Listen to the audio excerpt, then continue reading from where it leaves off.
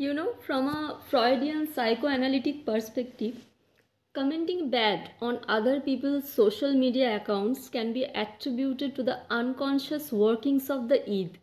So, id হচ্ছে basically the primitive and instinctual part of human psyche that seeks immediate gratification and pleasure. So, it operates on the pleasure principle, seeking to avoid pain or discomfort. So, what can be some possible id-driven motivations behind bad commenting? Let's explore.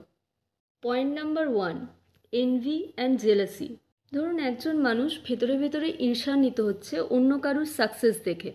So this jealousy of other people's success, appearances or possessions may lead to bad commenting as a way to diminish the other person's perceived superiority.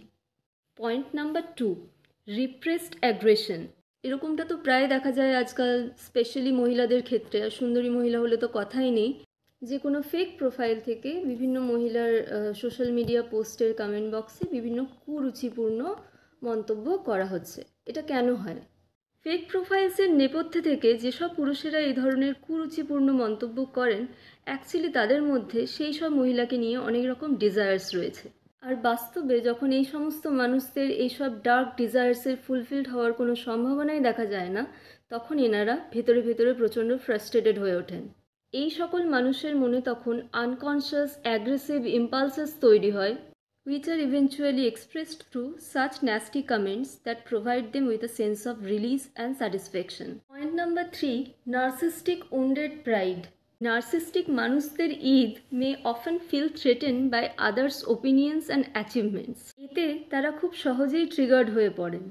আর এভাবেই তাদের দিক থেকে একটা defensive response in the form of negative কমেন্টসের জন্ম হয় two restore their own sense of self importance.